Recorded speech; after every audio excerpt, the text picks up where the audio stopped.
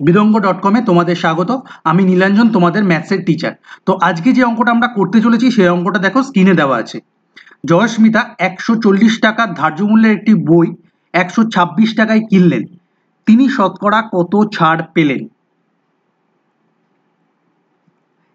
আচ্ছা দেখো, তার আগে আমাদের একটু ধার্য মূল্যের ব্যাপারে একটু জেনে রাখা দরকার। দেখো, ধার্য মূল্য মানে ইংরেজিতে বলে মার্কড প্রাইস।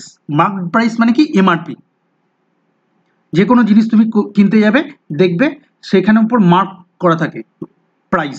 যেমন রুপিস, ধরো তোমাকে বললো 36 বা লেখা থাকলো ₹100, এগুলো মার্কড প্রাইস বা এমআরপি যাকে বলে। এইবারে আমরা যখন ডিসকাউন্ট দিই তখন কিন্তু আমরা ডিসকাউন্টটা এমআরপির উপরে দিই বা মার্কড প্রাইসের উপরে দিই, ঠিক আছে? সেই জন্য শতকরা ছাড় যদি আমরা নির্ণয় করি তখন আমরা মার্কড প্রাইস বা ধার্য মূল্যের উপরে বা এমআরপির উপরে ক্যালকুলেট করি, ঠিক আছে? এই জিনিসটা আমাদের মাথায় রাখতে হবে, তারপর আমরা অঙ্কতে অ্যাপ্রোচ করব। দেখো, তাহলে এখানে অঙ্কতে ক্লিয়ারলি বলা আছে ধার্য মূল্য কত। ধার্য মূল্য 140 টাকা।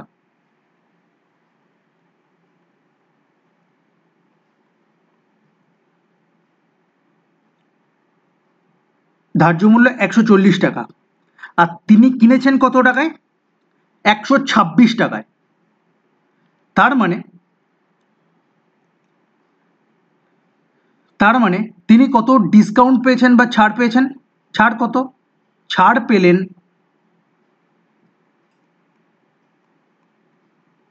এটা এইভাবে লিখি, তিনি ছাড় পেলেন 140 মাইনাস 126 টাকা। সেটা কত? দেখো 41 মানে 14 টাকা। 14 টাকা ছাড় পেলেন। এইবার আমরা যখন শতকরা ছাড় বা পার্সেন্টেজ অফ ছাড় যখন বার করব তখন কিসের উপর বার করব? কিসের উপরে বার করব? আমরা বার করব ধার্য মূল্যের উপরে। তাহলে শতকরা ছাড় হচ্ছে 14 ডিভাইডেড বাই ধার্য মূল্য কত? 140 ইন্টু পার্সেন্টেজ কত? 100%। তাহলে 14 দিয়ে এই 140 কেটে গেল, তাহলে থাকলো 10, 0, তাহলে 10%। তাহলে তিনি কত পার্সেন্টেজ শতকরা ছাড় পেলেন? তিনি শতকরা 10% ছাড় পেলেন। অতএব শতকরা, অ্যাকচুয়ালি শতকরা মানেই পার্সেন্টেজ, শতকরাকে আমরা 100% হিসেবে ধরি। শতকরা 10% বা 10% ছাড় পেলেন, এটা বলা অনেক বেশি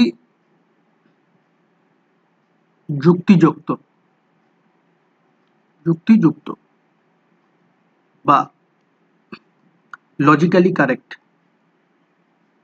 অতএব 10% শতকরা, ঠিক আছে, কোনো অসুবিধা নেই, ছাড় পেলেন, বা এটা বলতে পারো যে 10% ছাড় পেলেন। শতকরাটাকে ব্র্যাকেটে লিখে দিতে পারো। বিদঙ্গ.com-এ এই সলিউশনটি দেখার জন্য ধন্যবাদ।